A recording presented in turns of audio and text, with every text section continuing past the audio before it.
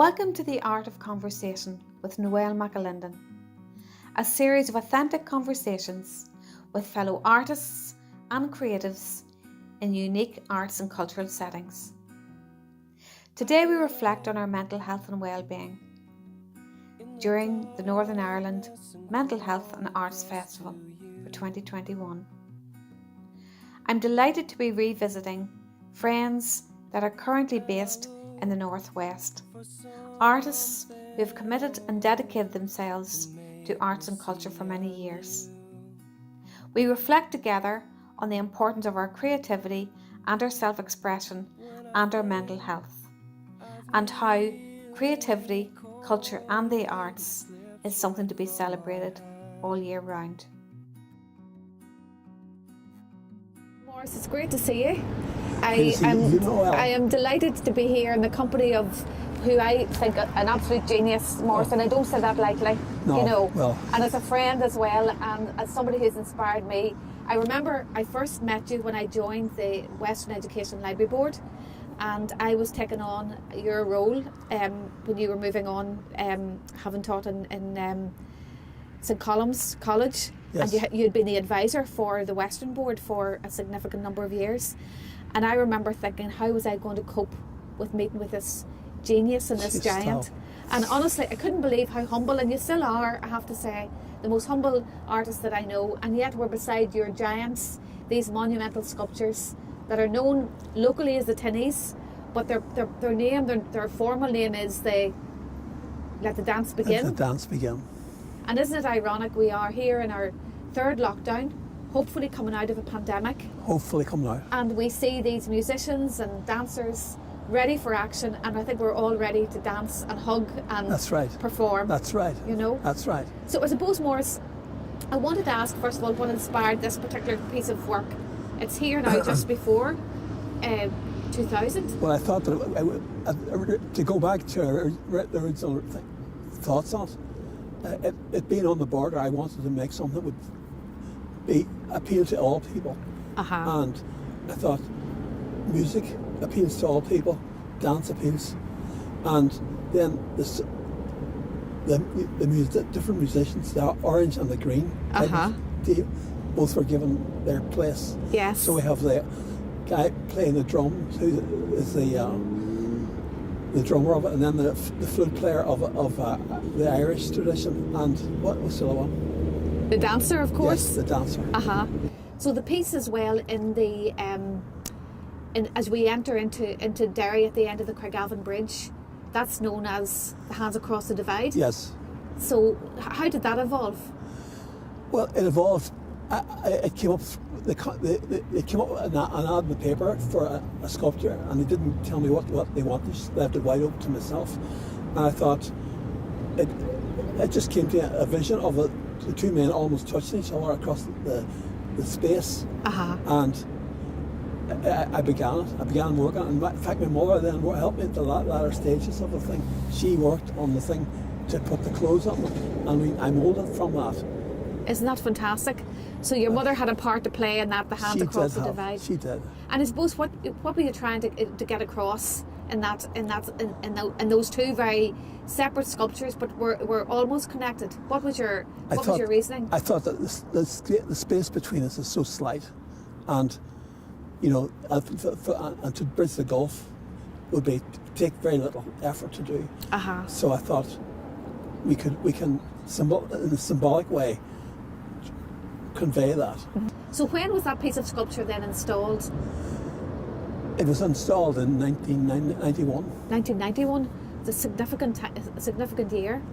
And then that also then influenced the design of the Peace Bridge. That's now in the city. Apparently so. I believe that the lines within the design of the Peace Bridge represent an embrace. Yes. So that the two figures that you actually designed that were almost touching and almost holding hands were actually embracing. Apparently so. And I think we all look forward to an embrace and a hug at this stage, But who inspired you to get involved in the arts, Morris? Who was your inspiration? Well, I went to St Columb's College and to the boys' school, and so at that time there was no value whatsoever in art. I went to Father McCarran's art class, and the old-fashioned type of education. But I staggered on through it. I got a couple of jobs from it. In Roscommon, I became the art teacher. Yes. And during the 70s, I started part-time in doing headstones of all things in graveyards. Yes. Carving stonework. Then from that, I have lots of drawings actually of that time.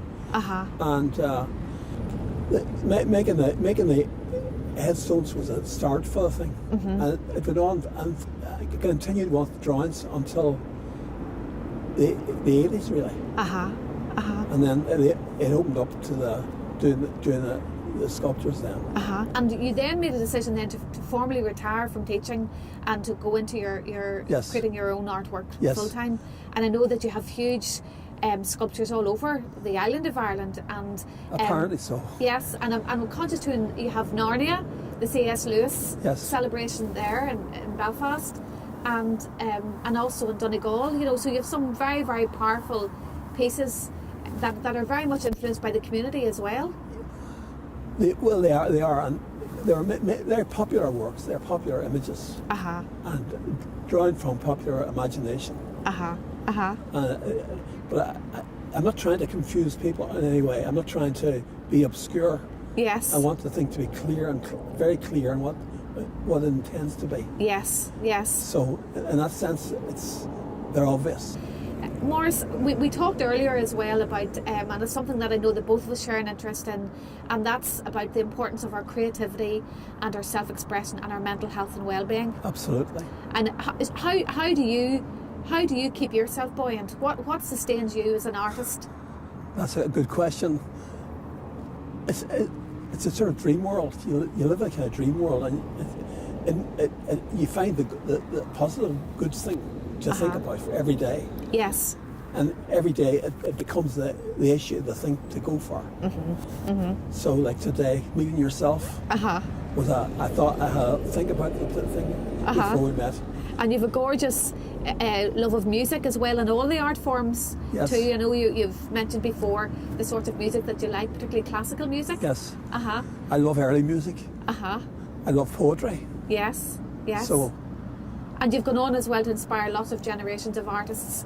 I know you've played a very important part for the young and emerging artists that feel that they've been through the whole college experience, they've invested the time, and then they come out of college and they feel that there's no place or space for them. And I know that you have been championing that. It's terrible. That whole idea of having spaces for artists to exhibit in, it's a terrible, and studios. Absolutely.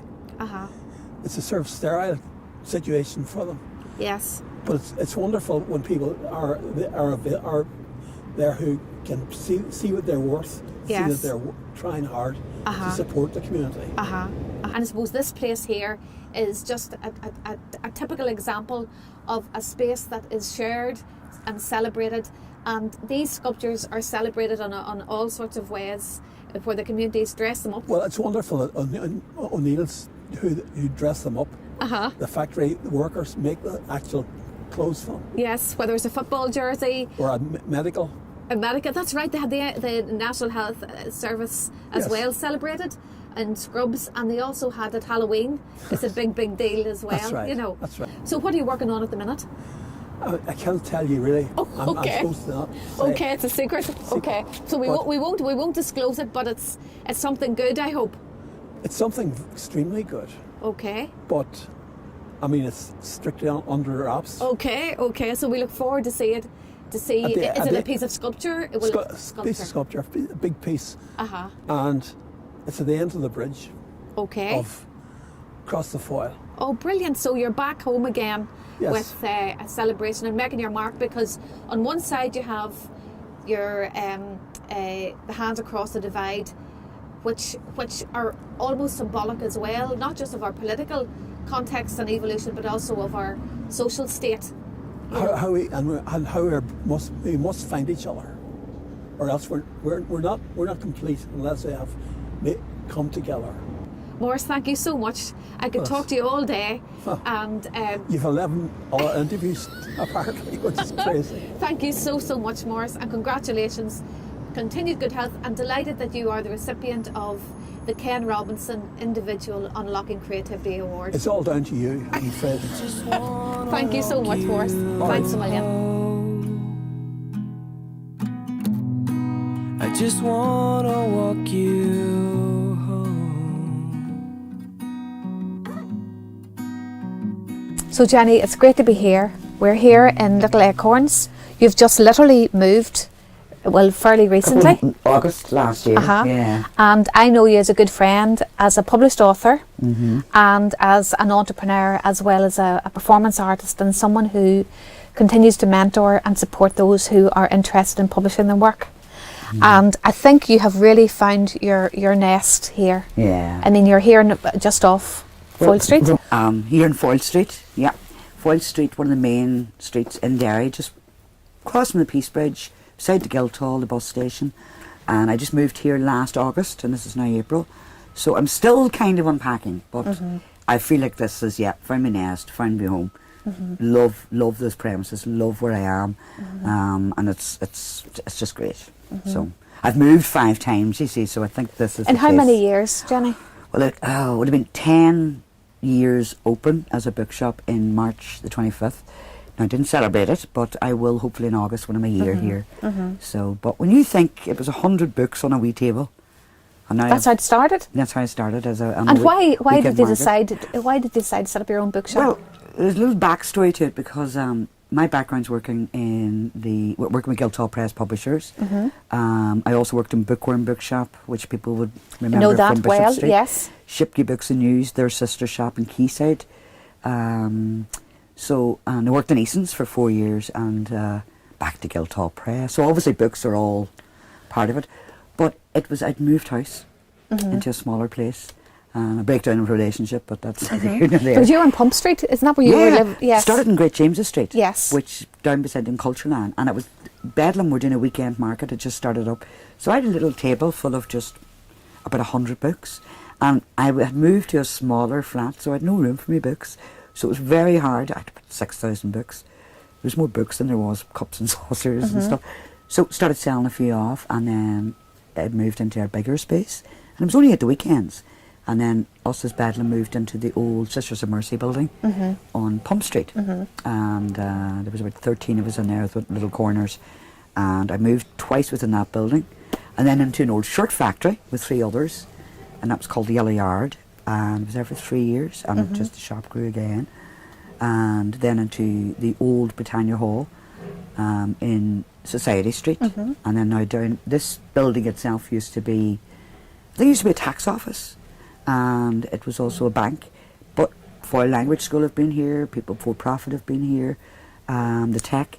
So it's been lying empty for quite a while. So I just seem to be taking over and getting bigger. I've now 40,000 books from 100. So I was trying to get rid of books, and now that's amazing because this is not just a bookshop. This is a religion. It's an experience. It's a performance space. It's just.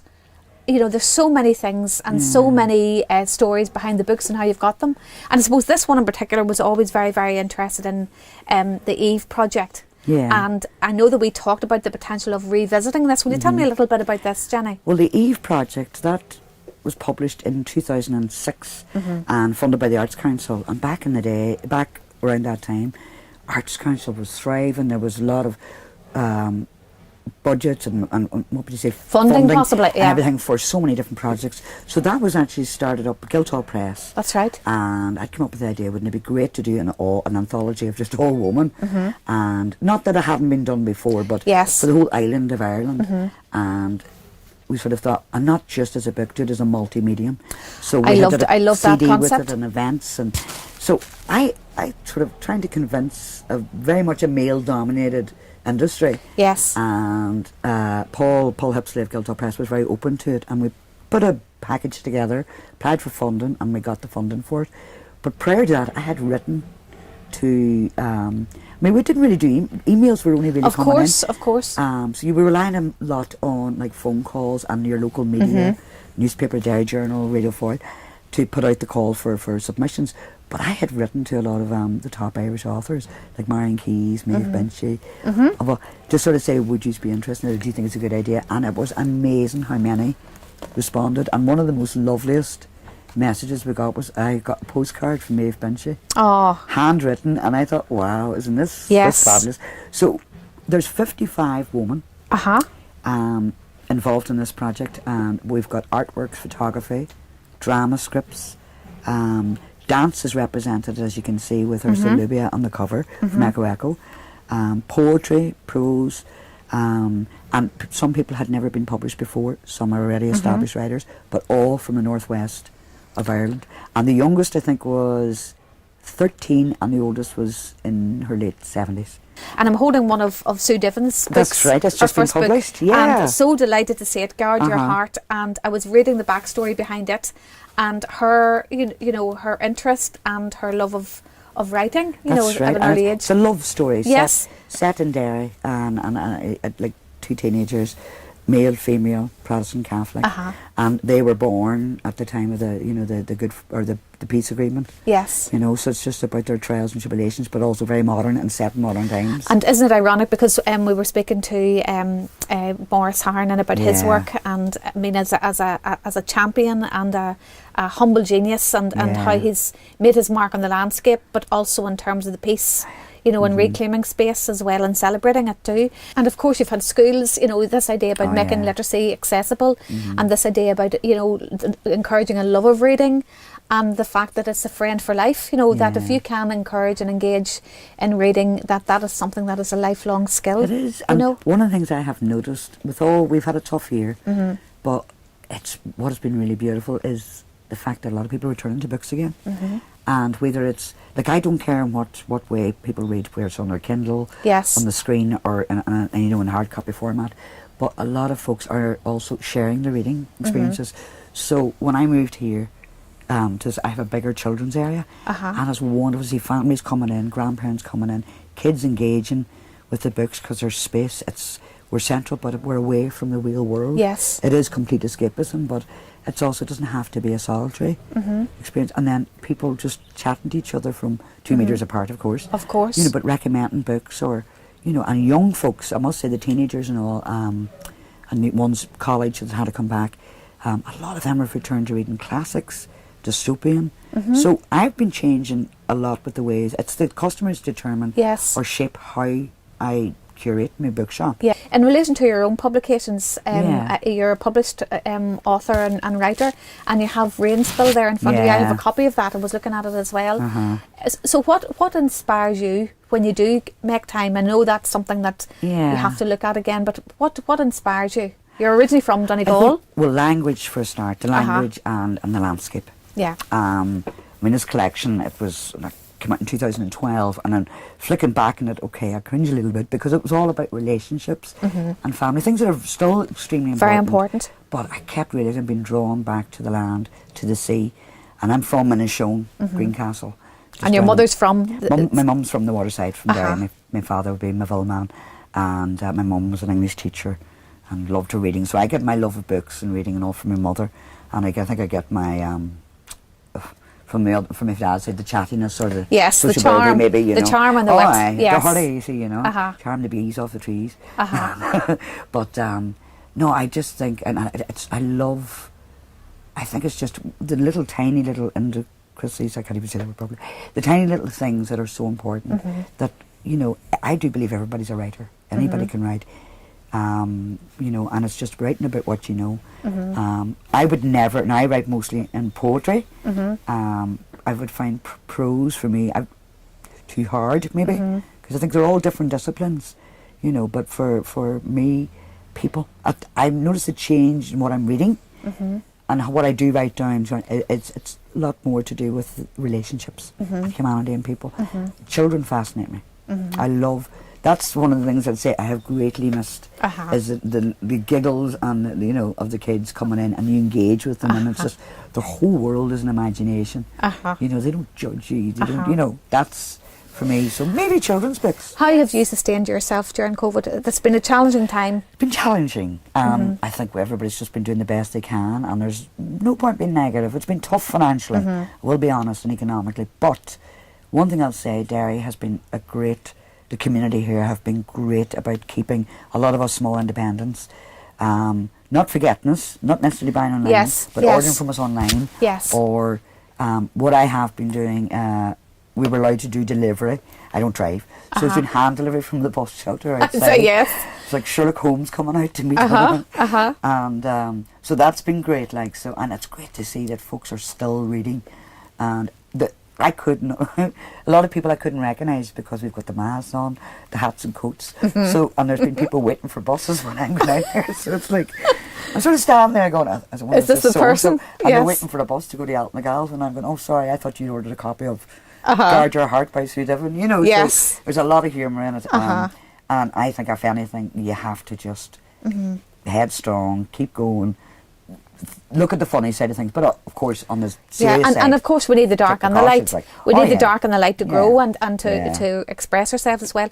And I suppose too, particularly as an artist and as a creative, Jenny, you know, our mental health is very, very important. It's a very fragile thing, and I think if you're anyway creative, you feel that even more sometimes. I totally agree. I think for me, even I could have been at home, not looking at, not coming down to the bookshop, and I thought, no, come down here every day. The structure of it. I will meet the postman on the way down. I'll meet the delivery guys, the busmen, the taxi men, the other workers in the street, and I think, if anything, we've all kind of grown together as a unit. Yes. There's a lot of, camaraderie and like support there too, because you go, no, we're all in the same boat. Yeah. But you know what? We'll get through this. And for me, like, I'm thinking, a lot of people have found reading and writing, creative arts. Absolutely. Very much. There's their saving grace, their lifeline during the lockdowns and during like being isolated from other folks. But with the online things about being able to share their experiences too, people have become more open, which I think is lovely, and it's not before time. Yes, absolutely. Because we're all kind of on the same and it's healthy to a certain extent. It's healthy to express ourselves as well. And I suppose that's the one thing that we can, through the arts, we can empathise with the sadness and the losses and the gains, and of course the celebrations. So Jenny, will you do us a real treat here if you can read some? Twin Peaks. You were always better at numbers, at scrunching up potato crisps to not share, at charming your way out of trouble, and always had better hair. Born of an Easter Sunday, for years we were dressed, me in pink, you in blue. Those colours matched birthday cakes until our 18th and 21st, where your half was iced like a pint glass, when mine remained rose-budded and schmoo. We shared First Communion and Confirmation, shared the donations and bought new shoes, and at National School had to sit beside each other when the rest of the class got to choose. You taught me how to catch tadpoles, score spiders into matchboxes, and sail. You taught me how to play Monopoly, although you always sent me straight to jail. As teenagers, we'd matchmake our friends. We always knew who fancied who. The advantages of having a twin sibling, although you always had a later curfew. Now as adults, we're separated by city, furthered by status and truth. As adults, we don't see or talk much, and I yearn for the yarn of our youth. The blackberry picking and squabbling, the times you stuck up for me at school, Saturday nights out at Scamps with our peers, and me always beating you at pool. I forgive you for drowning my first teddy. I forgive you for telling me Santa wasn't true. I forgive you for throwing me in a cowpat. I forgive you for always wearing blue. I miss not seeing you as often. I miss how we used to be. I just want you to know, little brother, that you mean the world to me.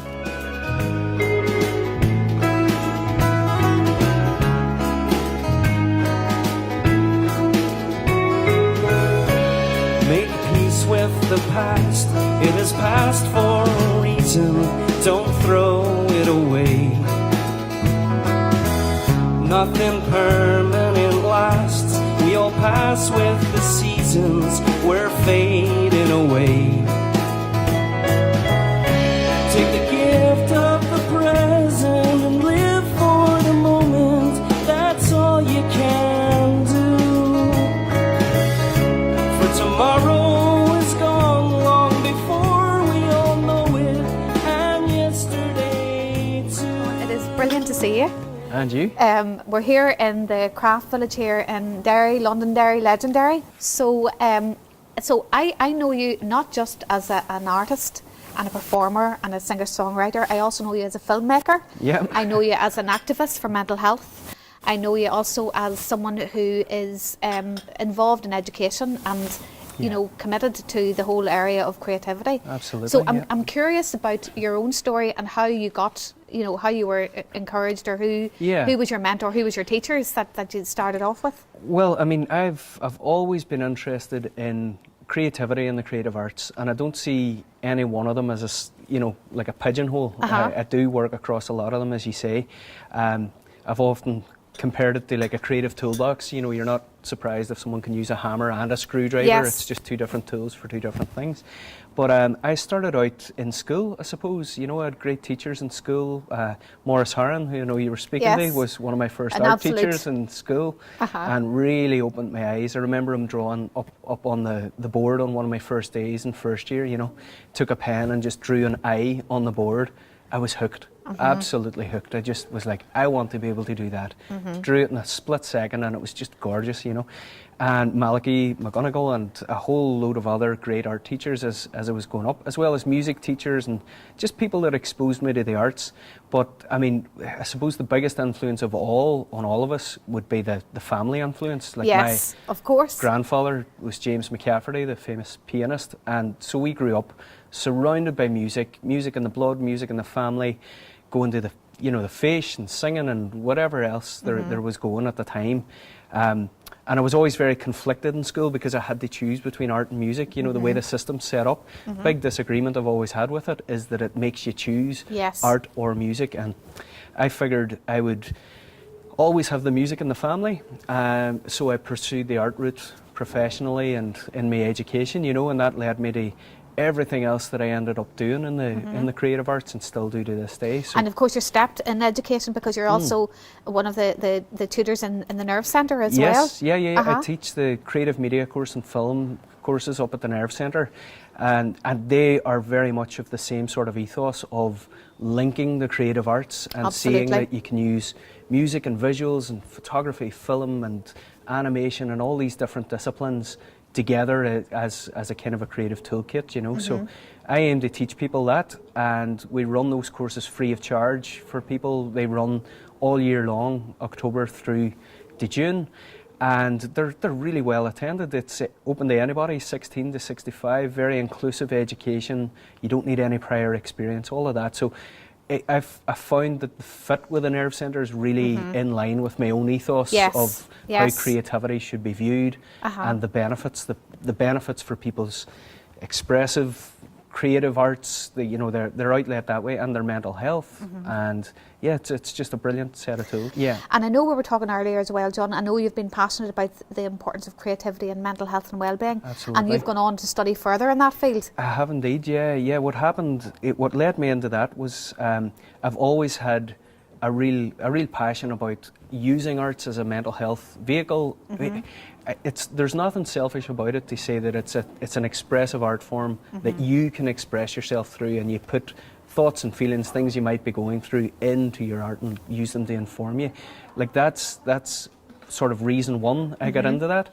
But then in a professional capacity, I ended up making, I was doing my master's degree, and I ended up specialising in filmmaking and mental health.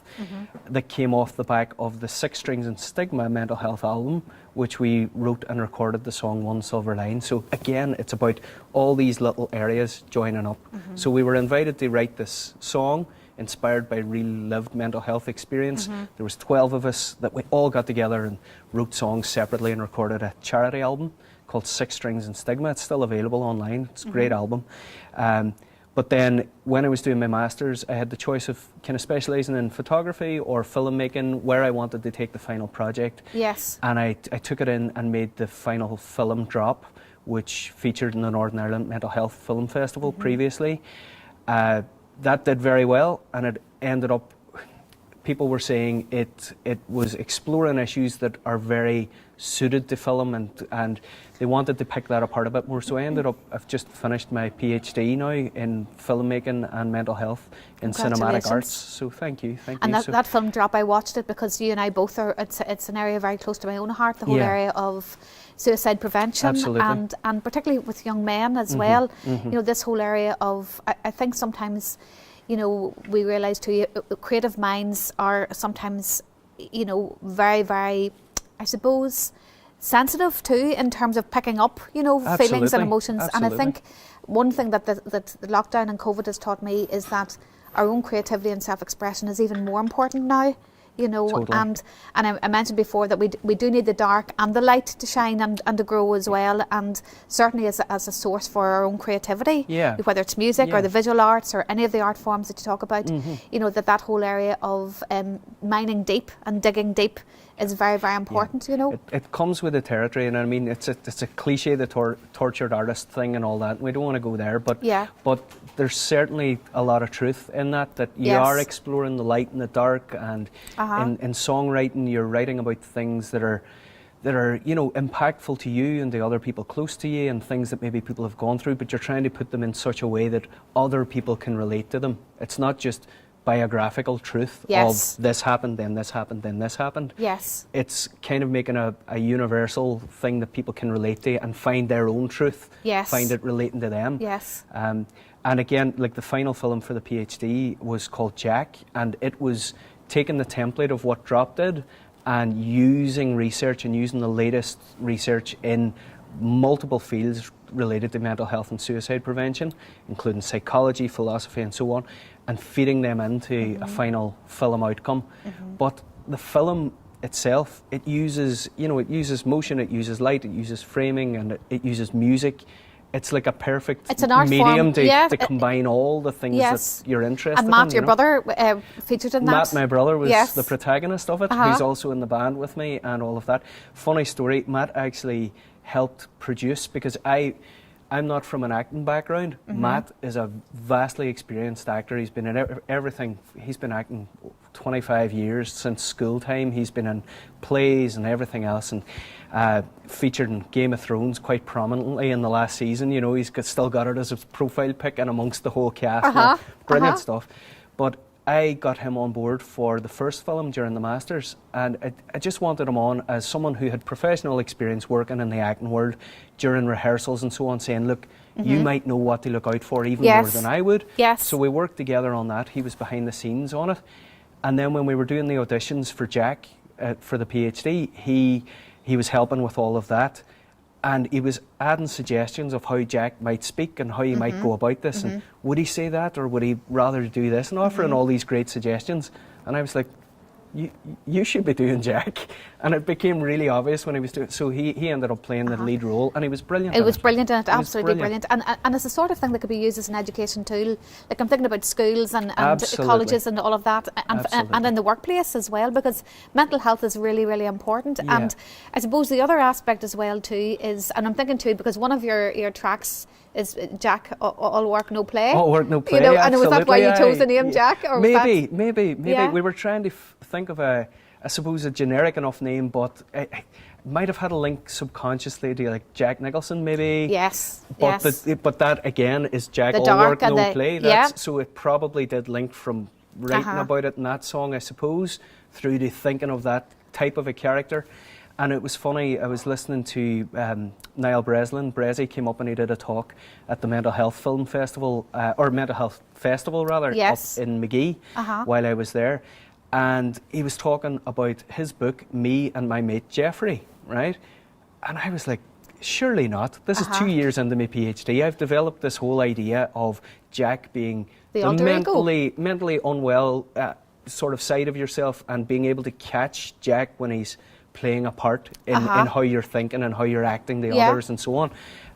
That all stemmed for me from Eckhart Tolle and the egoic mind and the power of now and the new earth. Yes. That came directly from that for me, saying, well, I need to name this thing, this person. And Jack just seemed like a natural fit. And Brezzy was up doing his talk, and he talked about his book, me and my mate Jeffrey, and I was just like, no way. Unbelievable. And he's talking about exactly the same thing. I had no knowledge even of the guy before at all, to be honest. At this stage, this is maybe 4 or 5 years ago. Yes. And when he was talking, I was just like, oh my God, that's what Jack is. That's exactly it. So there's a certain truth in that people are arriving at this kind of representation of it separately, you know. Yeah. And that's what he does. That's what I do. That's what I'm hoping Jack delivers the message for.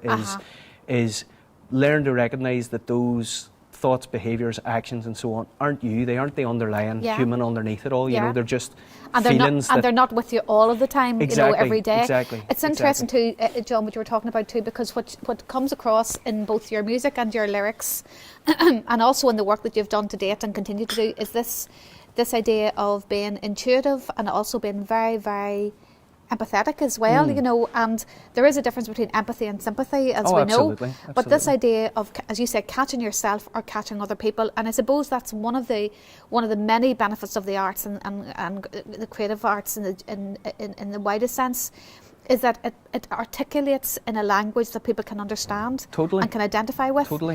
Almost the unsaid can become, you know, visible and verbal because of what you express. And have you a particular track or song that you have that is your kind of anthem, if you like? It's funny. I suppose it probably because I was working in this kind of line.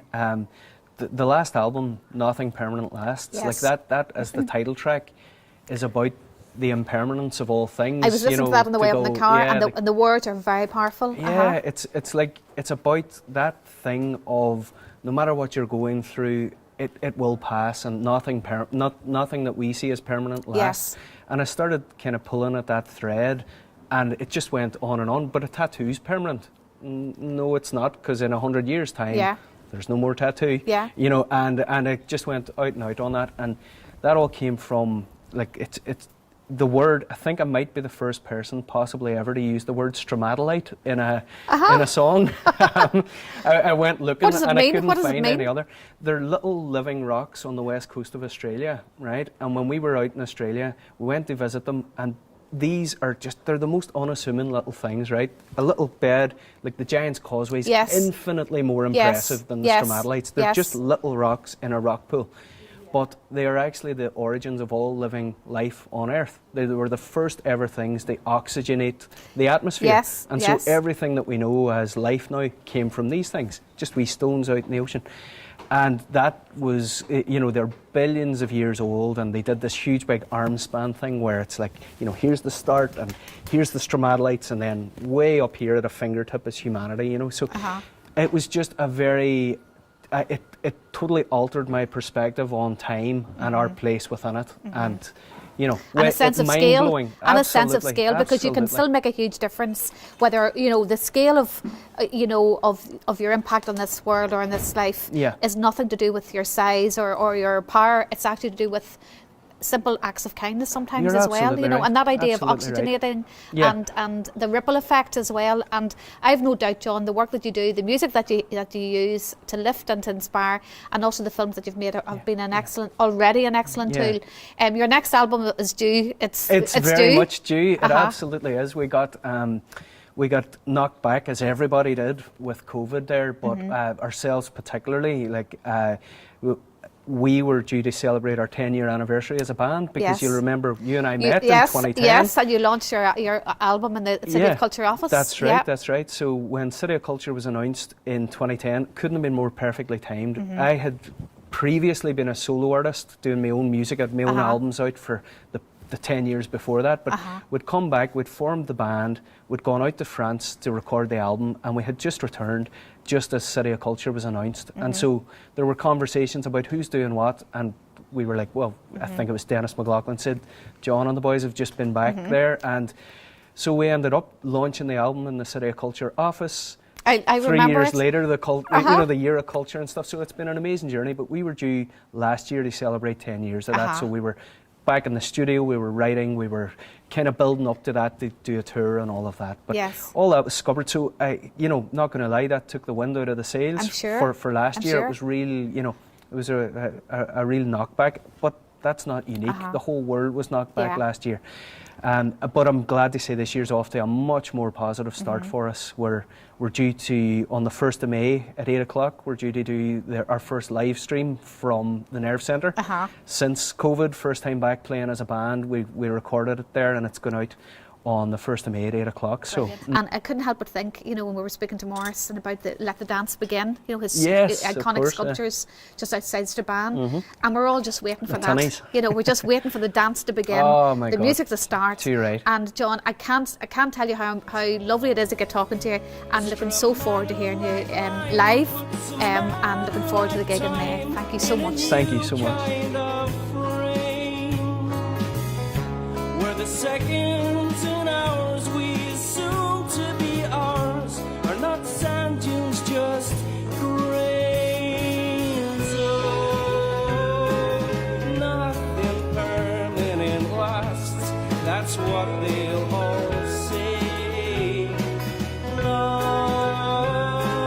after the bones of the hills have faded away.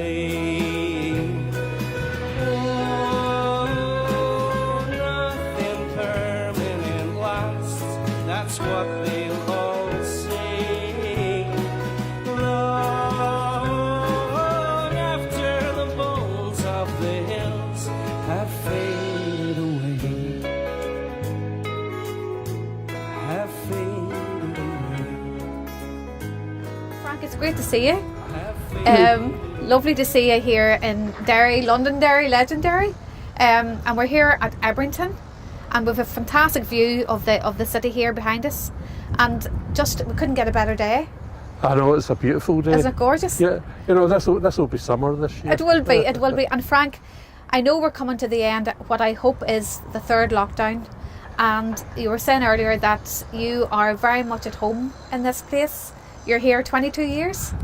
It's surprising to me, that I moved here at the end of 1998. So yeah. I've been here a long, long time, much longer than I suspected I would be when I arrived. Yeah. And of course, I know you with several hats on, Frank. I know you as a performance artist and a poet and a writer, and also I know that you're involved in many arts and cultural organisations. Normally run a couple of spoken word nights and other events. As you say, we know each other through various festivals, such as Flive down in Fermanagh. Through Bluebell Arts, we deliver a wide range of creative community arts projects to the community. Obviously, with the pandemic, a lot of that has had to shift online, which has been a whole learning process for myself and many other people. And so it's been challenging, but it's been very interesting as well. So Frank, this lockdown has brought challenges as well as opportunities. We were talking earlier about online learning, and you were saying about new skills that you've learned yourself. Yeah, well, but before the lockdown started, I had very little experience with a lot of different kinds of software, but I'm slowly getting more adept with film and editing software, which has been a necessity because a lot of the workshops that we would normally be providing for people as live, they'd be in the room learning, haven't been possible. So we've had to deliver a wide variety of video workshops, and quite a bit of that has involved editing. Same with some of our spoken word events. There's one called Speakeasy, which is now an online event, which consists of pre-recorded bits and pieces that people send in, and I edit it and put it all together and try and do one every month.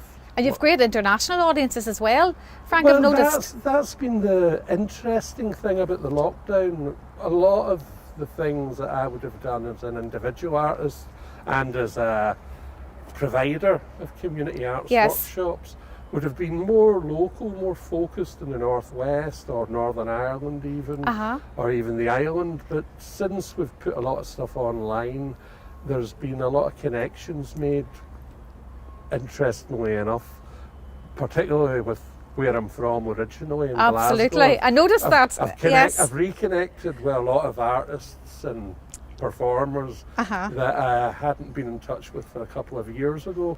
But I've also had people from Germany and America getting in touch with us and providing some contributions to some of our online work. That's also the same with some of the online art exhibitions that Bluebell Arts has put together. I noticed that what you've done as well, you've managed to reach out to a whole range of different audiences and art forms as well, which is the beauty about the arts, I suppose, and about being creative and encouraging people to be creative. Yeah, well, I mean, my own thing is spoken word, poetry, creative writing, but through my workplace with Bluebell, our provision is visual arts, all kinds of arts and crafts. One of the great things during the lockdown, I'm not saying great, because it's bad in some ways, but one of the groups that we would work with is called Keep Our Knit, which is knitters and crocheters. Margaret, yes, I know Margaret well. Through that, because they weren't able to be in the building, we provided some funding, and coming up for Christmas they made a project called Angels Amongst Us, and we had an agreement with Foilside, so we hung all the work, all the angels that the women created around the big Christmas tree in Foilside in the run up to Christmas. Then there was the other lockdown. That's right. So not as many people as we hoped got to see that. Yes. The original plan was that was going to be on the One Show on BBC One. But that didn't happen. But they came back to us for the Easter one, which was Easter bunnies and various other things, all knitted by local women. Absolutely. And several of them got in touch with us and spoke to us personally to let us know that during the lockdown, being able to do that and have their work seen by so many people has been a godsend to them. And Frank, how have you nurtured and nourished yourself during this time? It has been challenging for artists and performers. How have you managed it? See, one of the wildest things about it has been this online connectivity. You know, I've delivered workshops with people online, you know, whether it's art classes or whether it's creative writing classes with various groups. But as an individual, I mean, recently I've been doing words for soundscapes created by musicians in Glasgow, some of whom I've known for many years, but we haven't actually worked closely together before. We've been on the same gigs in the past.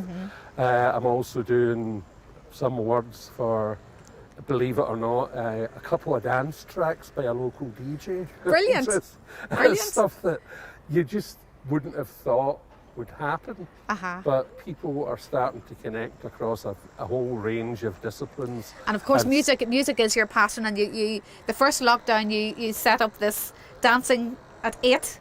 Yes. To encourage people to dance to music of their choice. Yeah. I mean, the idea was, you know, sure, we're all locked in our houses for the next while, and particularly myself, I was told to stay at home for the first 3 months of it. But the Dancing at 8 project was just a Facebook group, and 600 odd people joined it. The idea was people shared music videos, and the other side of it was people were meant to film themselves dancing as well, but very few people did that. A few did. I thoroughly, I have to say, I thoroughly enjoyed being part of it. Frank, I could talk to you for ages, and I'm very conscious. I know that you're going to perform one of your own pieces, and we're looking forward to that.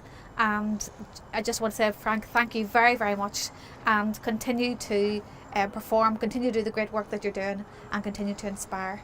Thank you. So this is the poem, Your Health. My grandparents could barely breathe from tightening their belts. Is it so hard to imagine now the terror that they felt each time that they or one of theirs was sick or taken ill? Could they afford the medicine, the £2 doctor's bill? Yet each and every time today, when families are unwell, healthcare is free for her, for me. Now there's a tale to tell. You grant me the serenity which they had never known. From their collective will you sprang, completely ours, homegrown. My dad's sister, Patricia, she was the aunt I'd never meet. Back then, pneumonia would often bring a funeral to a street. But no magic spell could summon you. You are our own creation. You were demanded, and out you came from post-war devastation. You embody love for everyone, and still we understate your true value and your worth to us since 1948. You grant me the serenity that those before me had not known. From their collective will you sprang, completely ours, homegrown. If and when we can, we pay, so that if and when there's need, by her, by me, by neighbours, strangers, friends, you'll intercede with doctors, nurses, hospitals, new treatments for our pain. You act as salve and balm if we are wounded or insane. We'll never know, because of you, the fear people once felt. Poor people who could barely breathe from tightening their belts. You grant me that serenity which they had never known. From their collective will you sprang, completely ours, homegrown.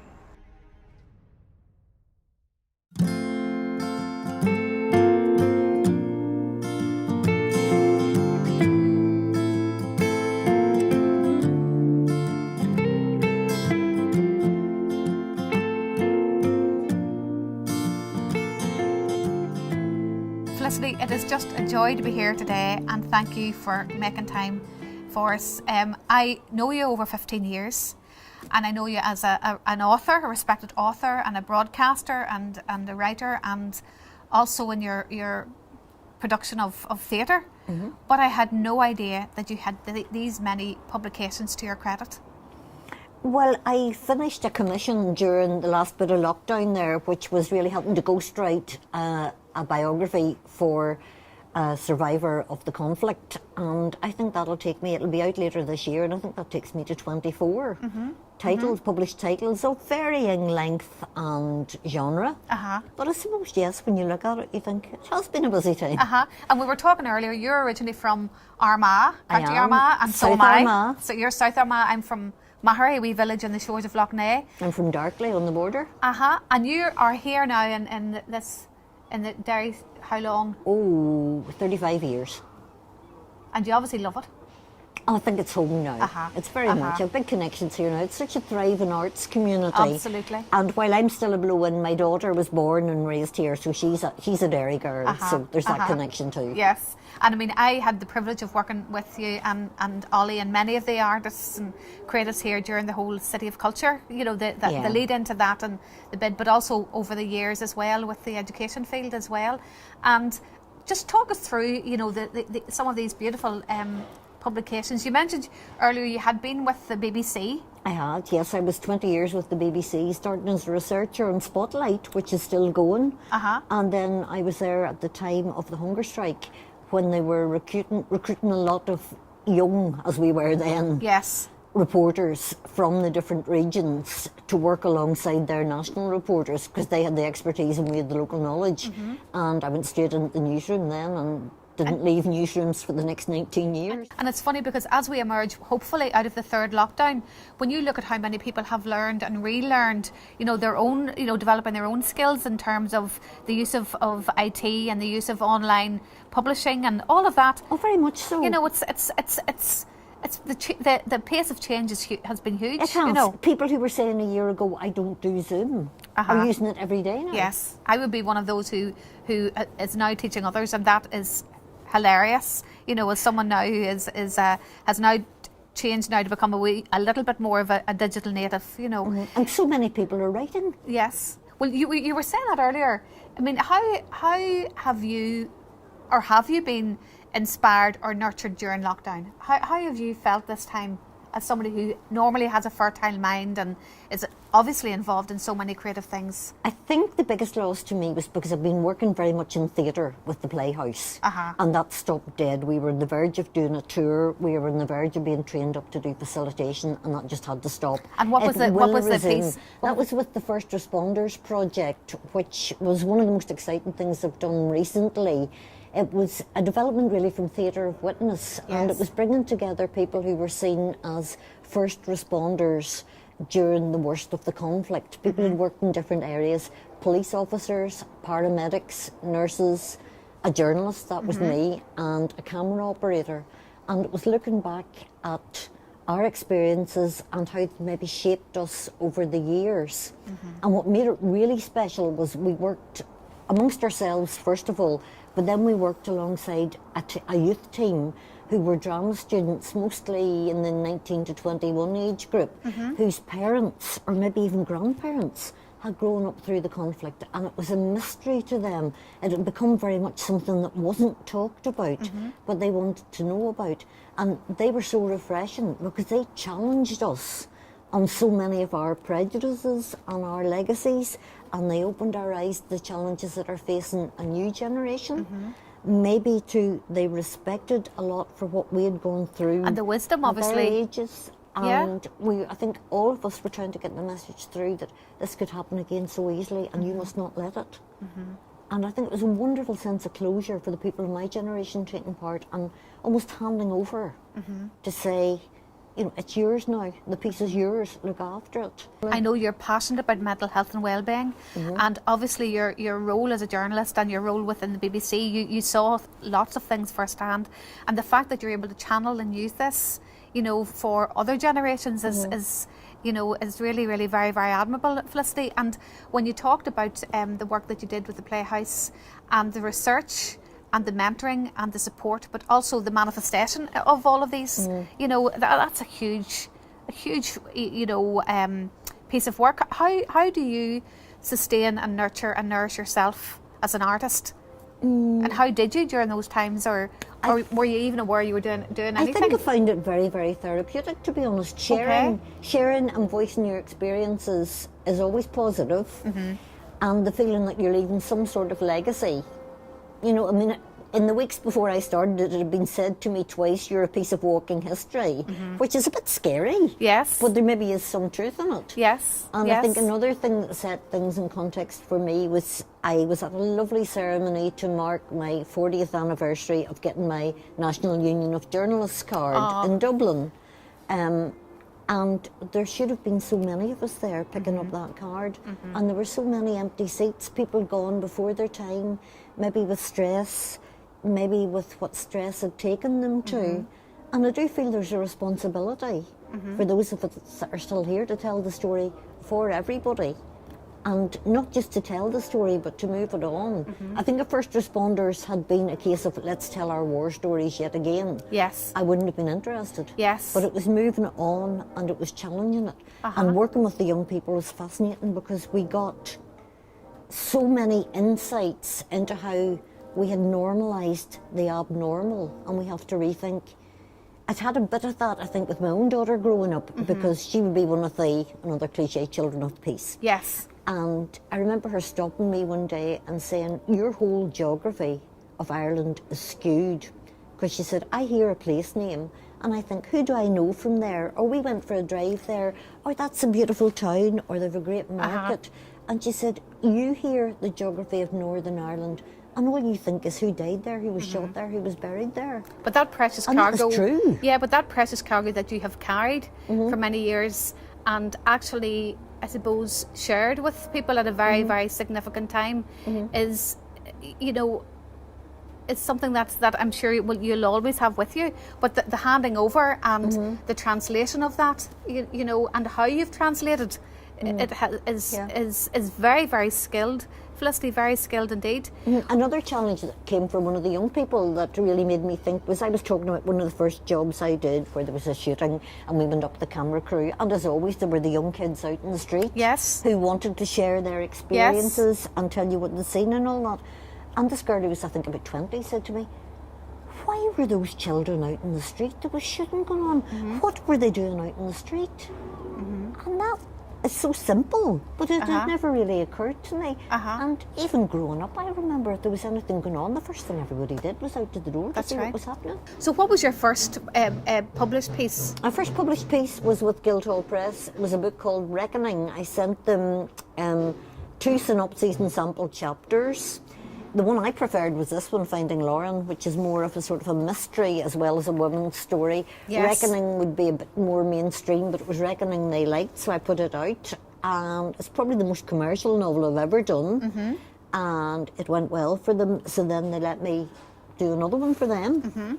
And from then things were starting to come in. But then I was involved with Greater Chantallo Arts. Yes, and was that your first introduction to Ollie then, working with Ollie Green? It would have been, yes. I came up here to work with youth drama with Morris Richmond, and I never really left.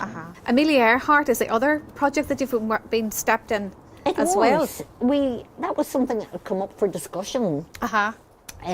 In Ollie's, because of course the place where Amelia landed on her ill-fated trip to Paris, her ill-fated transatlantic trip, is at Ballyarnett, just across the city, which plunged us into aviation history.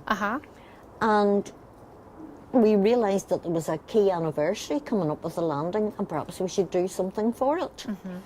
And Ollie got together a team, of which I was a small part, because he knew I'd researched the history.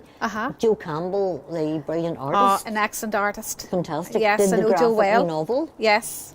That went around local schools. We rebranded the Golden Link Festival as the Earhart Festival. People started to come forward with their memorabilia of Amelia. So many people had a story to tell, or a piece of the plane, or whatever. There was a play written by 2 former colleagues here one day in May that was performed. We had exhibitions in the museum. And also for 2013 as part of the City of Culture celebrations. It's still going. And yes. There's still, when we come out of lockdown, I would hope that our council will still observe Amelia Day every day. Every year on the anniversary. And wasn't there talk about changing the name of the airport? I think the lounge is now the Amelia Earhart Lounge, the VIP lounge. Yes. We have that. We still haven't got a really good memorial out at the Landon Strip, so if anybody with funding and influence is listening, and you that's never one know. we have to get. You never know. And of course, when we had Cow Parade, we had the fiberglass had cows. Amelia. We have Amelia, and we'll have a chance to see her, and she's outside here as well. But I'm just overwhelmed with all of the work that you've done. So what are you working on at the minute? Well, I've done a variety of things, you should say. I've done 2 young adult, which were great fun for a Dublin publisher. I've done a couple that are based on miscarriages of justice, where I was writing with people. Louise Mason, a woman who had her children taken off her after a wrongful accusation. And this one is still going. It's a police officer who died in jail after being convicted of a murder that his family believe he didn't commit. This came from Shared History of World War I, and this is the one that I'm very proud of this one because it won us the Heritage Lottery Award for the UK Best Project, and is still active in schools today. And we mentioned earlier about working with people who don't have a voice. I'm also very proud of this one that came up during the Culture Year, which you will remember. I do remember that. Working with the Haven, the drop-in centre for people with abuse issues.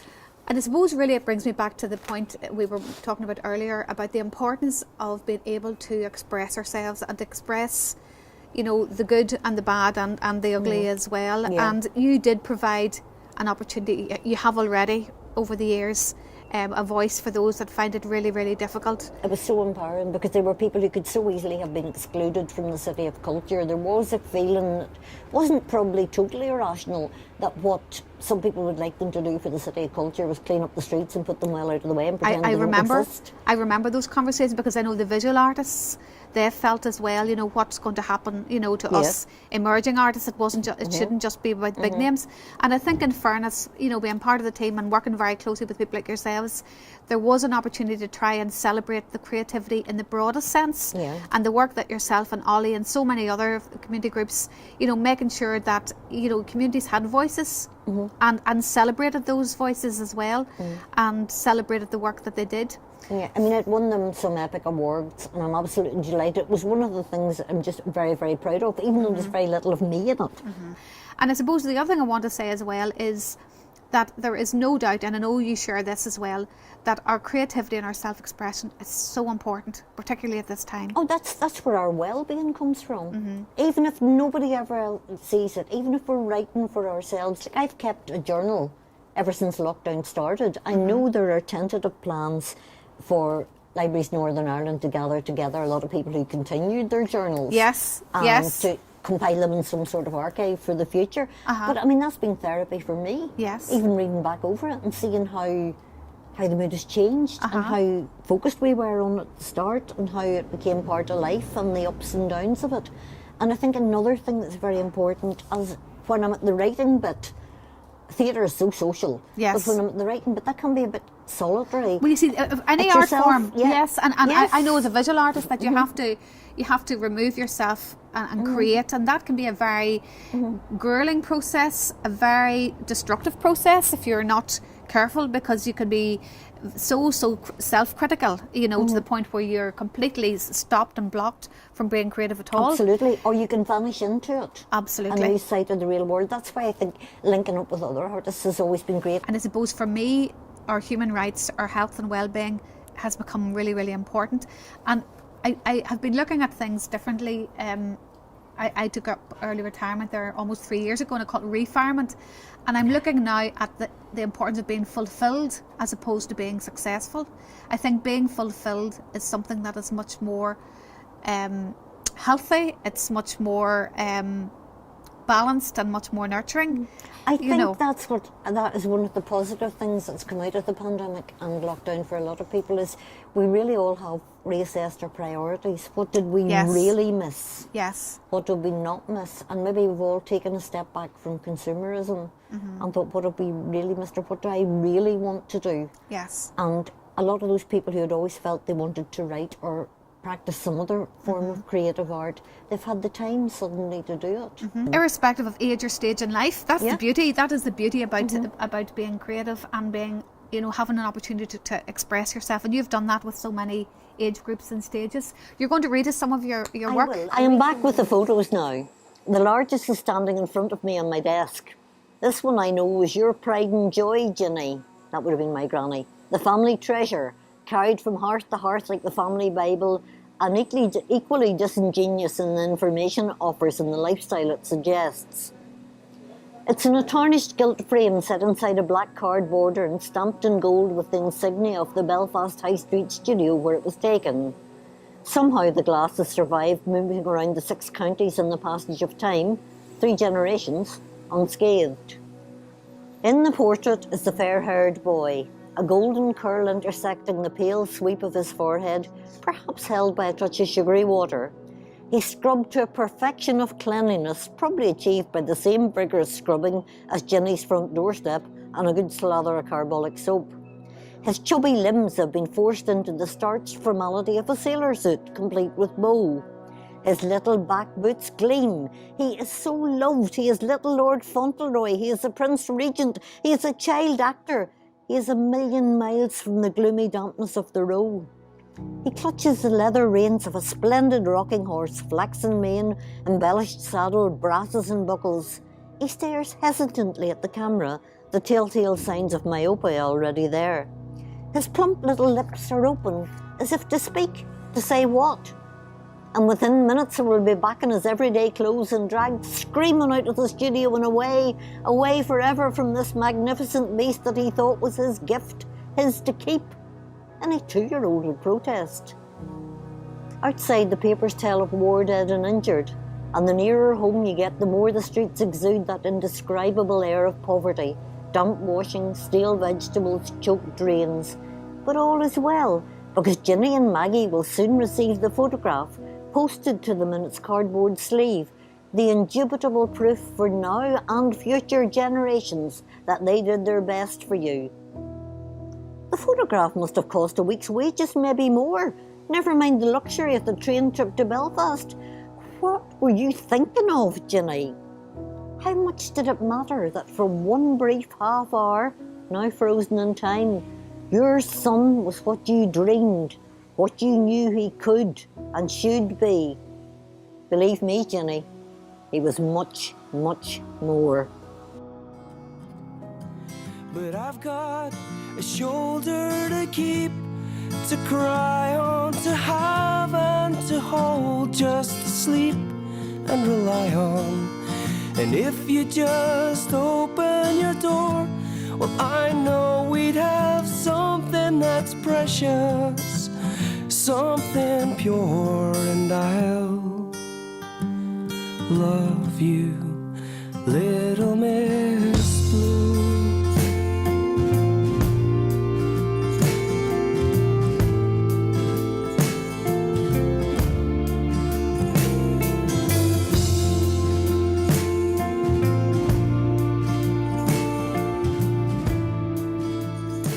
See you. It's been a while since I've been up to Studio 2, and I know and I hope we're emerging out of the third and final lockdown, but it's great to see you, and it's great to be in a venue that is pulsating with creativity. And I know that you, like myself, are very keen to acknowledge the importance of arts and culture, not just, you know, for festivals, but all year round, and particularly at this time. I know we share an interest as well in mental health and well-being. So how are you getting on? Well, as ever, you're very, very welcome to Derry, and very welcome here to Studio 2. We're the home of Greater St Community Arts. And as always, I suppose we've been very busy. And even throughout the last year and a half nearly now, is it getting? I suppose, I forget the times. During this pandemic, I think it flies by that quick. Even during that time, we haven't stopped. I think initially, back in March, we kicked in with a free meal service to the elderly and vulnerable people. We started off with people who we thought would use our services, but then expanded right out across the community. And I suppose for us it was really about what community arts is all about.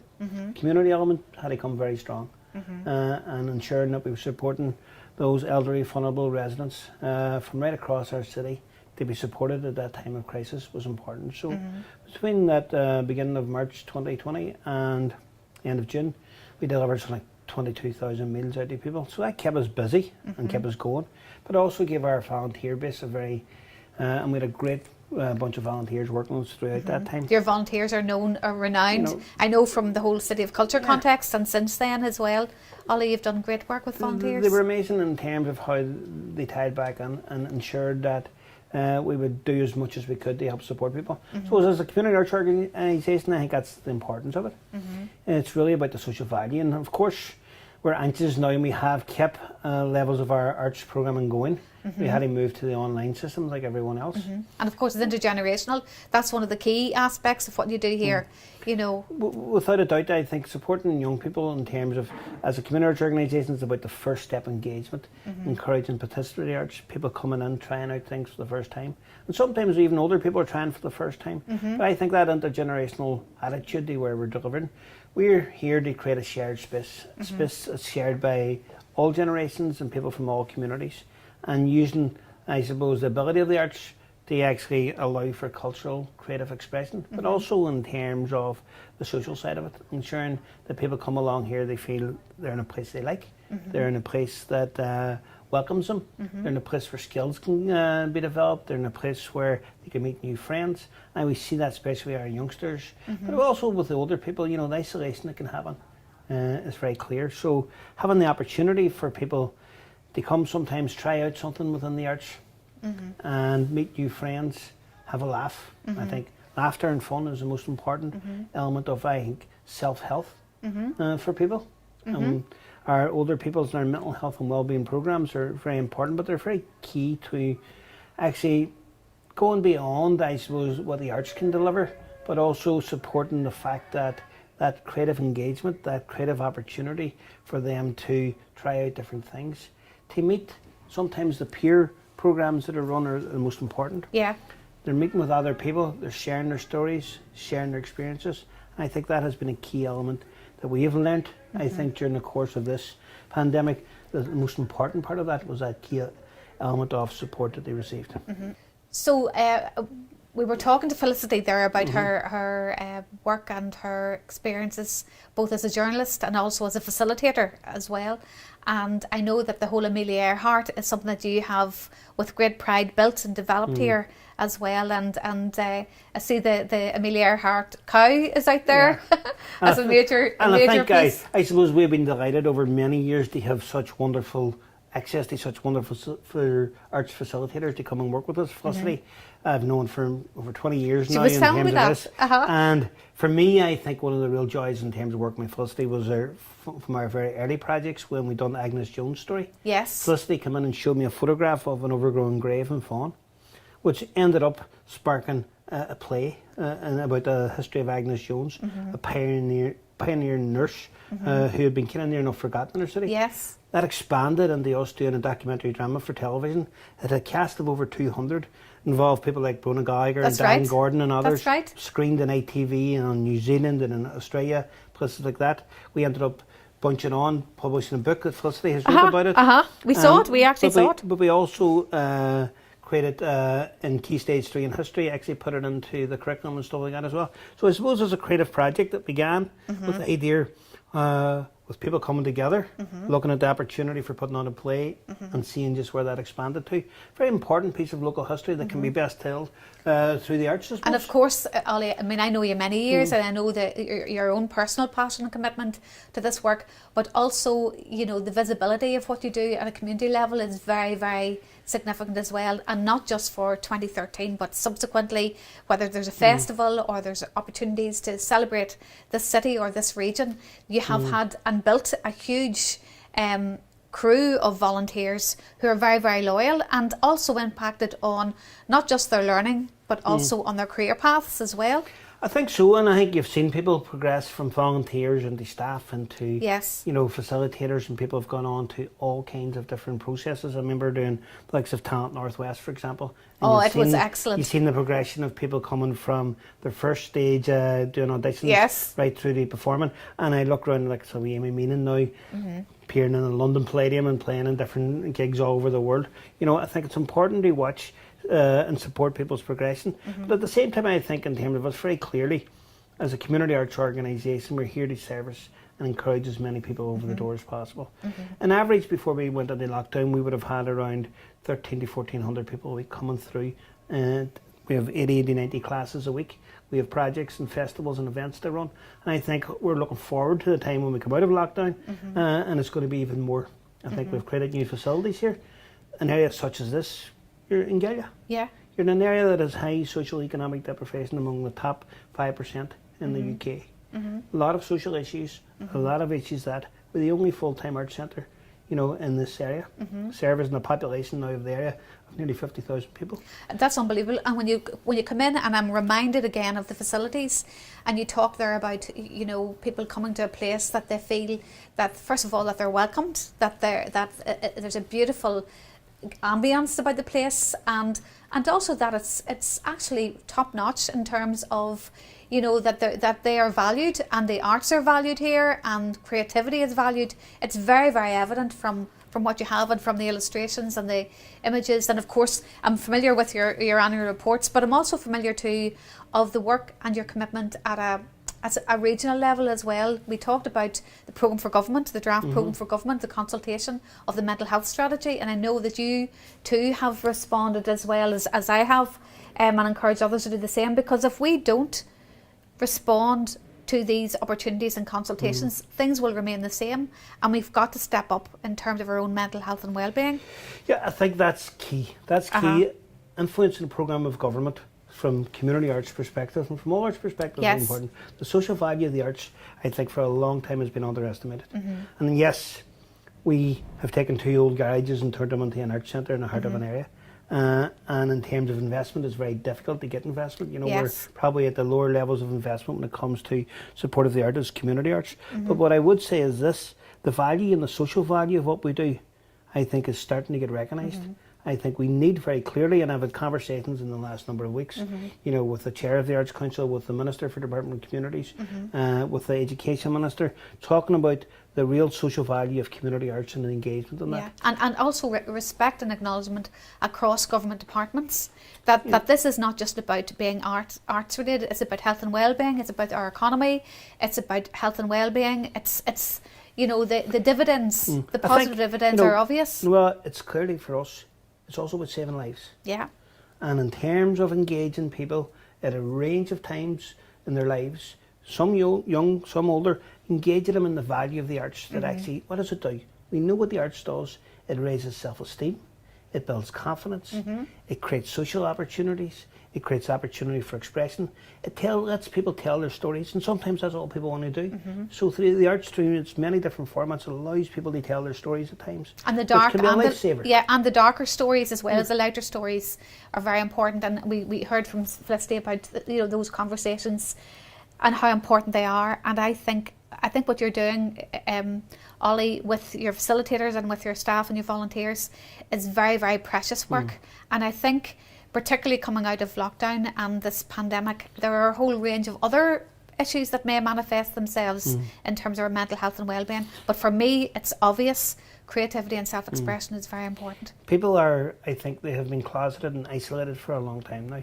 I think the role the arts have to play in the time ahead is vital. And it needs to be supported by every government department, not just the Arts Council, not just in terms of the Department for Communities, not just the Health Department, Education Department, Enterprise and others. We need all them coming together to see the real social value of the arts, understanding the key intervention that community arts in particular can make in terms of engaging people, in terms of uplifting their spirits. But I say most importantly, I've seen this directly with some of our people who were talking about the social prescribing process. Yes. And very clearly the social prescribing of engagement in the arts has a 10 times better effect than actually hand anyone a prescription. Absolutely. And I think that process, it's cheaper, it's more valuable, and it's longer term, it will have better results. And more sustainable. And more sustainable. You know, and I think that's the important sometimes that people have to date maybe not really valued the contribution of community arts. It has always been,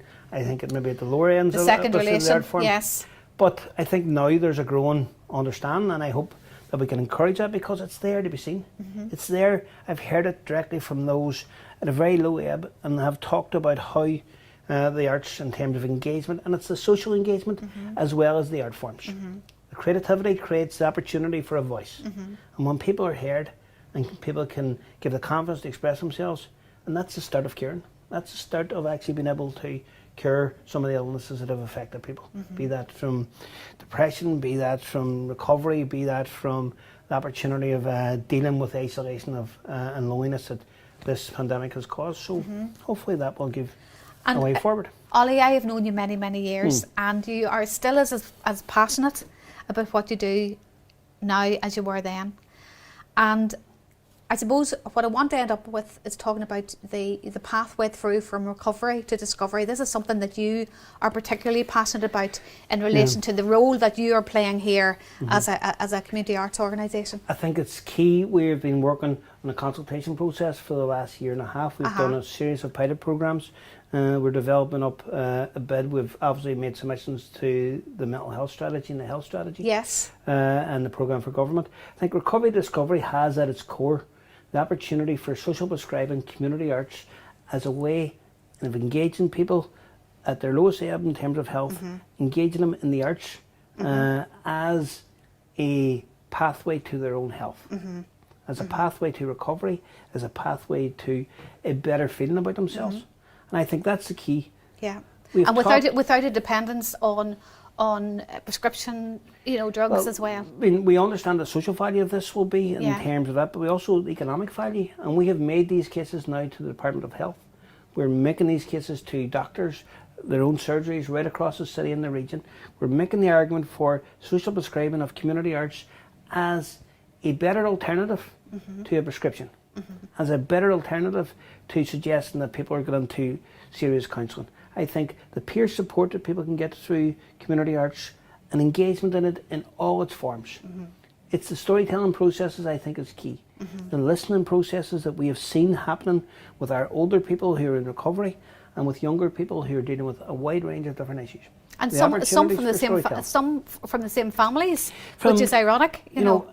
More so, I suppose, and we can only speak from an area that has already suffered from the highest levels of social economic deprivation and ill health. And I think in a community such as this, it is vital, but it's vital in all our communities.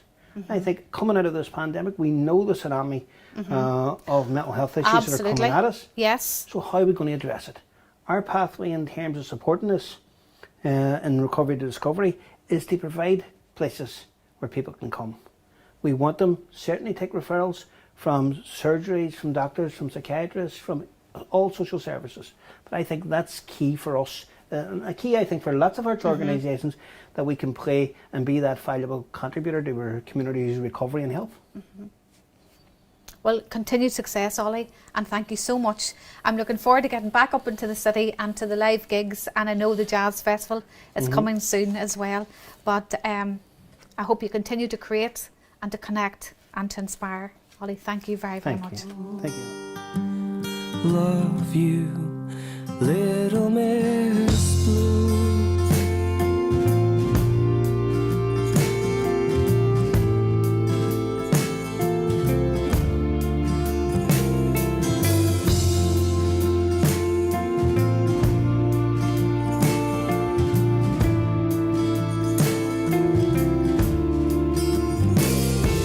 Well, I picked a violet for you, but then it just... Tommy, it is brilliant to be here. I was really looking forward to coming here, and I know that this is your studio that you have basically been using. You know, I know you have a studio in your own home, but this is one that Ollie Green has given you to work with and work from. Yep, Ollie actually gave me the studio a few years ago, and it's just been great. Like, you know, I mean, they have that space and the separation from the home, because I would paint at home, but there's nothing like, it's almost like a job then when you come down here, because you're just detached from the home, and I'm sure everybody in the home too isn't complaining of the smell of the spirits and everything like that. So down here's been great, and like I say, the support I get from Ollie in Studio 2, and it's just been brilliant. Like, you know, and it's actually given me a chance to actually use this as a space to teach people as well, you know. So I've got the space to teach people, and well, you know, we've been using this now for a good 3-4 years, like, and it's been great. And well, I know you now, I think since just before 2013, and I know you on a number of levels. I know you as a very talented artist who's very, very passionate about the arts and creativity, and also somebody who has a huge heart and a huge interest in supporting your community and people who are interested in the arts in general. And we had a conversation about Ken Robinson, because you heard Ken Robinson speak, and he's been someone who has inspired both of us over the years. In the City Hotel, he spoke about finding your passion and about creativity and all of that. And you have followed that. You're basically living the dream in the sense of somebody who is an educator. You facilitate workshops and classes for all age groups. You've been a part-time lecturer as well as down in Fermanagh College, or Southwest Regional College as well, in Enniskillen. And I recognise this character because I know that you had, I opened your first solo exhibition as part of 2013. And I know this man, Brian, was a very close friend that you did a piece and presented to his family. Yep, we Brian, like I say, I would, he was a wee character, as you could see, and I really enjoyed to paint anybody that sometimes you'll meet a certain person and you just need to paint them. Brian was definitely one of them, and I think when you mentioned Ken there as well, like that idea of just the idea of playing again, this idea of creativity. It's so important that when, you know, this is what happens down here whenever we're working, is the idea that people can come in as adults and they get such a relief from the idea that you know, they can create And I think that's a big something that I would stress a lot, that even with working with the mental health and stuff, is that idea of creating that's really important, and having that opportunity to create. And to create, and we were chatting about this before too, that just in the society we live in at the minute, that's just input, all the time, and there's no output, and that imbalance where you're not creating is something that needs to be addressed. And I think especially in schools, as well, which are more left-brained, there needs to be an injection of right brain and creativity, just like Ken would say. And I think that's what I enjoy down here, is the idea that you get people on and they surprise themselves, and that's and they're what almost we're becoming childlike and curious again, which is really important. Yep. And we were talking there because I know that you exhibited with us in the London Street Gallery as part of 2013 as well, and you would have been very generous with your time in supporting us, and supporting other artists as well.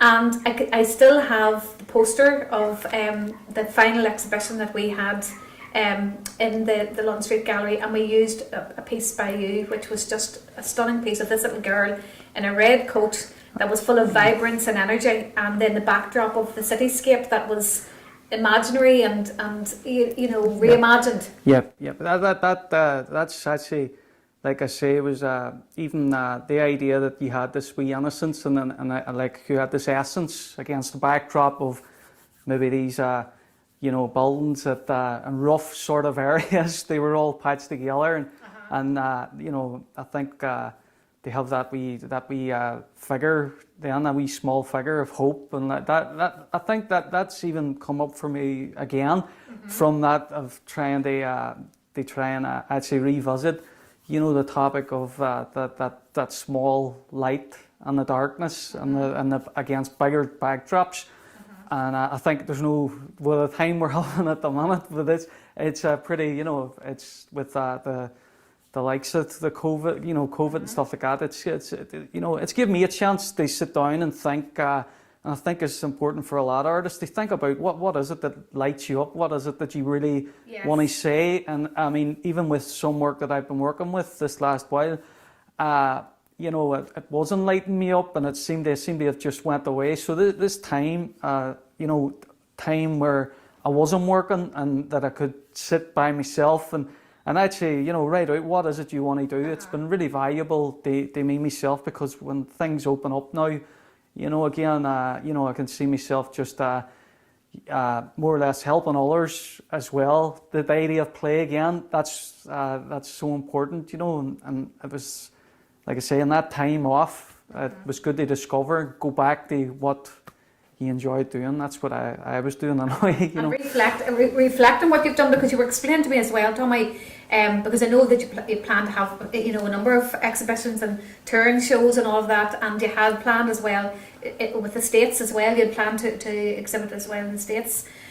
And you were saying as well that in revisiting your work and looking at it with a sense of kind of new kind of found curiosity, that your style has changed and emerged, So will we expect your work to look very different? But bits of it are going to be a lot different. I think that, there's this idea that's important to me, that there's a balance you need to have between, the sort of technical aspects of your craft and learning that, and then that comes with expectations as well, because you're trying to sometimes do stuff a certain way because you're maybe painting for the audience.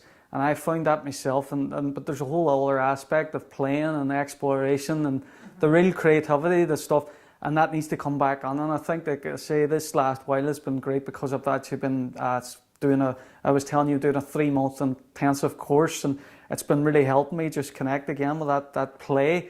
And you can play, and then you can go and solve stuff technically, but get back to play, and it's a wee sort of dance until you get that equilibrium between that, again, the right brain, the left brain, and it's funny now I look at some of the work, even, maybe even something like that, the black and the white, and you have to be in the middle, and, that stuff comes on now, I start to, so that's basically what it's, been about for me, is trying to get that equilibrium between, sort of, and going back to the past was important. Yes. And seeing, because there was something about past work that I had, and I think sometimes you need to go back. And to move forward sometimes. You do. And it is, I suppose, a way of building block, because if your foundation isn't strong, well, then it'll all topple down. So to have this space beyond your own home is very, very healthy to you, isn't it? It keeps that separation, and you know, although I would talk about the discipline, I've definitely, you know, and that's something I'm addressing as well, because it's so easy, you know, just they sort of slip up sometimes, but it's so easy to pick it up again, and I think it's just about being consistent and stuff, and like, again, everybody's always learning, and like I was funny, I was reading a book there, and in the book it was a book I'd recommend to anyone, The War on Art. He said Leo Tolstoy wrote War and Peace, and he had 13 kids.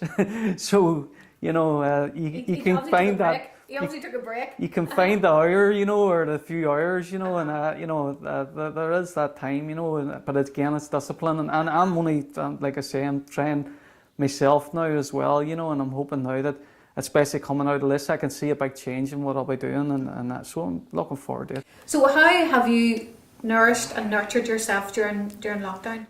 Well, I again, I'd looked at it as, you know, an opportunity, because I had so much time, that you know, that I had to sit down and really think, like, what is it? There was something wrong, you know. I'm not going to lie, whenever I was producing the work that I was producing, it wasn't resonating, and again, it was the idea, just going back, well, what was it that lit you up in the first place? What was it you enjoyed?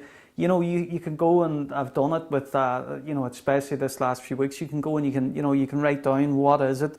What, you know, like almost like a wee spider diagram, and go back, and you'll find then eventually with a wee bit of discovery, what is it that got you, you know, Andy, this, what was it that sort of, you know, why was it you wanted to create in the first place? Whether it's writing, whether it's painting, you know, it could be anything. All the arts are the same in my book, you know, and you're an avid lover of music as well. So all of the art forms can influence us in what we do or what we experience as well. Yep, 100%. Like, I mean, you know, just talking with anybody that's that's done art, any artist, they'll all tell you they go through these phases where you do have a block, and you know, and again, this was a good time for me to sit down and to really be honest with myself and what was blocking my own sort of journey, because it's funny, I'm painting the hero's journey, and that's all part of it. Is going under the, you know, that's a theme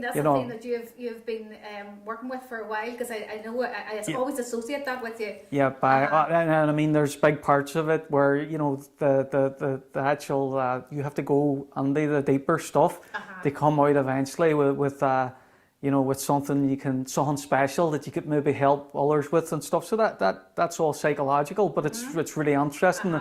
And like I say, so this whole time now I've been working, studying, doing courses, and recently started practicing, working with play again. More play was really important, because there's only so much technical stuff you can be doing before you know.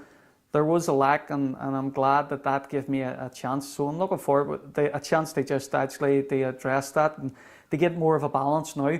And I'm looking forward, like I say, it'll not be long till things open up again, and actually it's another thing you can help people with, you know, because I find that's everyone gets stuck at some stage with one aspect, and I think it could be more the play aspect.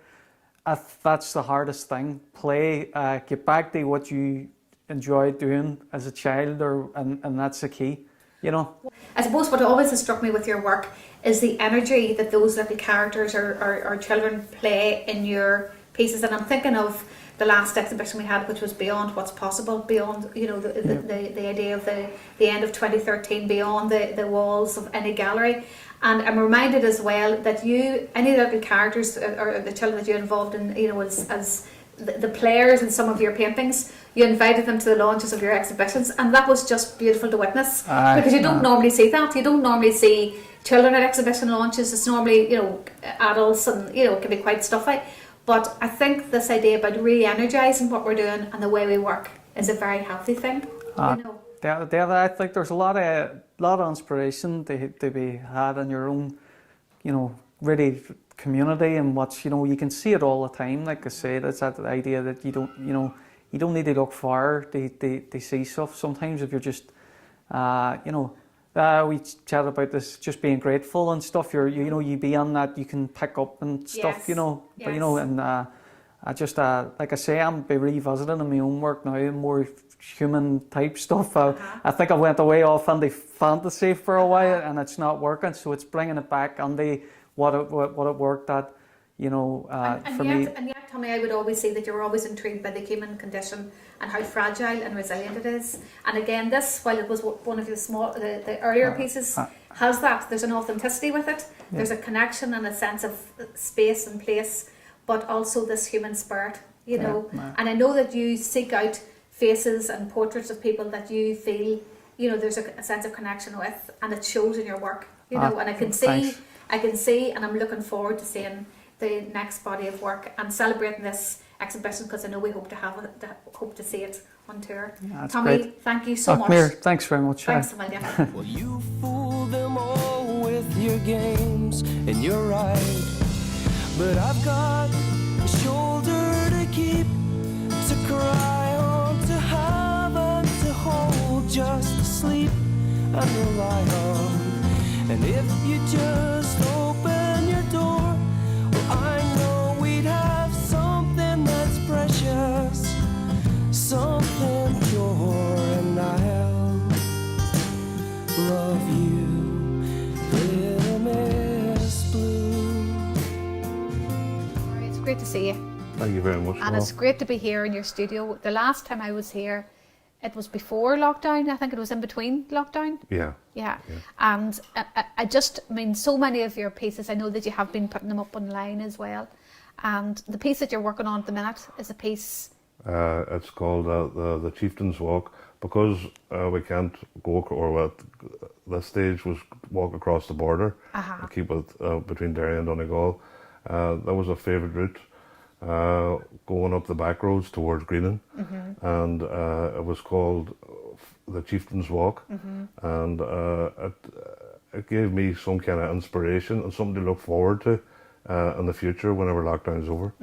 And Barry, I know that you are very passionate and continue to be very passionate about the arts, and I know as a now retired art and design teacher, you are certainly not retired as an artist, because the level of productivity and the level of work that you've been doing, not just over this last number of years, but throughout lockdown. I'm just reminded of some of the beautiful pieces and very poignant pieces, are very powerful. And I know that these are pieces that we're familiar with.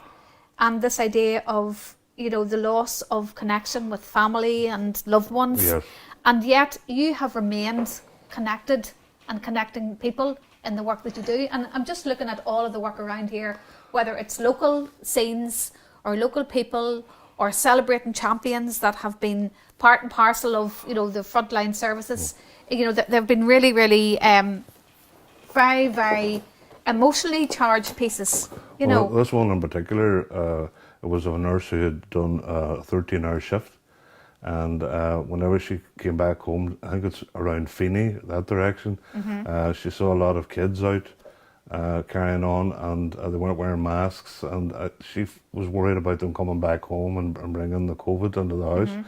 And as a form of protest, I suppose, more than anything else, she took a photograph of herself with the mask off, and this is how my representation of her during that time.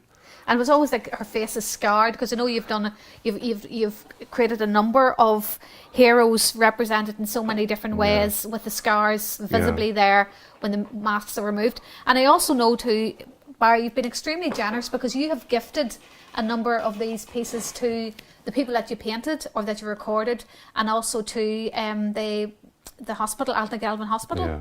Well, it started off the night of the first clapping at 8 o'clock, and I did a picture of a nurse standing at the door, and I thought maybe I should do a bit more than that. And some of my friends and their families have daughters who are nurses, so I put a post on Facebook. I says, if you would like to get your picture done, give me a shout. So I let it go, and I came back to it at about 10 o'clock, and there were 7. I thought I would get 1 or 2. Yes. But I thought, I've offered it, so I'm going to finish. But hand over the print or the picture to the family member, they were really chuffed, and some of their daughters would be maybe in Liverpool or in Manchester or running a COVID ward, and I thought that connectedness for them now, and they were so proud of their daughters. It's almost like a love letter of sorts. Oh yeah, you know, a love letter of sorts. And there were cleaners, the local postman. And I just stopped them in the street and I said, "You're doing a great job." And he said, "Oh, thanks very much." I said, "But I want to do your picture. I just want to say thanks for being there." And I think it was about 3 or 4 months later, he arrived back. "Where's my patent?" I said, "I got lost in the post." Oh, I'll give it to him. But no, those are very personal stories as well, and I know that it makes us think a lot about our parents, particularly those that have passed on, you know. And you did a lovely piece as well, and it was your late mother. Yeah. And it was like, what did you call it? Was it The Visitation? The Visitation. It was my sister Sharon, who was always there for my mother. And sometimes in the home, the girls would be in their PPE gear and would make a fuss of her, but sometimes she'd drop off to sleep in the chair. And the thing is, the hands of the nurse was Sharon. And there was that bond between a mother and daughter. It was just tremendous. It was just beautiful. Yeah. It was beautiful. And I think a lot of people have been grieving during this time, but art has been a huge salve. And I suppose we were talking earlier too, Barry, and I know that you have mentored and supported and inspired so many young people, so many generations of artists and musicians and singer-songwriters, and we're speaking to John Derry, and I know that you taught Matt Derry, who's a very, very accomplished musician as well as actor too, you know. And I took him for art, and he did the moving image work as well, and he just had that spontaneity and joy in what he was doing, and that's something that can't be taught. He just immersed himself in his work. Great fella. Well, it was funny because I have witnessed firsthand, Barry, being in your classroom, seeing you support and inspire young boys when you were, you know, I'm thinking particularly of St. Joseph's, and almost they were like grown men, but they were like putty in your hand because they were so interested in what you were doing, and you had huge empathy for them as well, and also the portraits that they did, that you had got them to do these like portraits that were larger than life, almost the size of those windows. And we had a lovely exhibition in the lead up to 2013. I remember as well down in the culture office, and it was just brilliant to witness. Well, those young fellas, they were willing to give me a chance, and the respect was mutual. But those experiences, you know, bringing youngsters to new places that aren't a million miles away, you know. Well, but then again too, there's that element of that this is something that you can take with you. And Seamus Heaney, in one of his poems, I don't know whether it was a golden bough or whatever, but it was just peace is the aim of art. And I think you resolve a lot of issues, but at the end of the day you put it down and you go away content. And that involvement and that loss of time is fantastic. In my 30 years of teaching, I never had a clock on the wall, and I don't have one here in the gallery. It's that complete immersion in what you're doing and involvement. It's liberating, and it does help your mental health. There's no doubt about that. And even when you were talking there about this timelessness and being absorbed, and also, you know, looking at, you know, being so absorbed in something that you enjoy and that you're passionate about, but then creating these beautiful masterpieces that you probably don't give yourself credit for, and in the process are solving other, you know, concerns or challenges in your head. And it allows you that opportunity to open up that side of the brain that, or subconscious or whatever, and maybe delve into stuff that you hadn't dealt with. And but once the piece of work is done, I always feel that's it. I can move on to something else, and maybe the work is prolific because I want to impart as much as I can, as quickly as I can. And it's a case of, have I enough canvases or boards? And especially during lockdown, I was thinking about cutting up bits of furniture. But you also had a major commission as well that you did as well during lockdown for the new Gardaí station. Well, it was the 4 main chefs from the 4 main hotels in Donegal town got together and wanted to produce food for the vulnerable and the lonely and the elderly around Donegal and the whole environment. So the guards, along with the fire service and the ambulance service, delivered 16,000 meals over maybe a 3 or 4 month period, and that was all down to the work of those the chefs and the volunteers, and it was absolutely tremendous. So you created this fabulous, and I saw it. You know, it's not a mural. It's a beautiful piece that is now hanging in the brand new Gardaí station that's right. that celebrates the collaboration between the chefs and the Gardaí and the volunteers. Volunteers, they were. It was absolutely tremendous, and that whole idea of being part of the community and living in the community and giving, the selflessness was tremendous. What do you think you've learnt from lockdown about your own health and your own mental health and well-being? That it's okay to be alone. Okay, we have a family, and we have to look out for Big Michael, who's got extreme special needs. But the journey you can take within the art is a great form of escape, enjoyment, and sense of fulfillment. That it's okay to be vulnerable in the sense of, oh, I wish I could do this and can't do that. But if you are in lockdown, realizing that everybody else is in the same situation, which for especially the young has been very, very hard for them to do. And I think I was getting wee messages from ex-students about brushes and paints and stuff and materials and how do you do this, and I thought, that's great. You are taking responsibility for this time and you're making it something very worthwhile, and it's a blessing. And although there's going to be a return to normal, it's going to be a new normal, and I think a more caring one. Barry, thank you so much. May you continue to make your mark. You've inspired us all. Thank you. And I'm looking forward to the next live exhibition where we can go and have a glass of wine and stand in a gallery, or a pint of Guinness in your case, and just thank you. Thank you very much, Noel. Little Miss Blue. Thank you for joining us in this beautiful city of culture, among artists and friends. There are so many more. Our creativity and self-expression has never been more important as it is now. Embrace the arts. It's good for the heart, the mind and the soul. Continue to invest in your own creativity and look after your own mental health and well-being.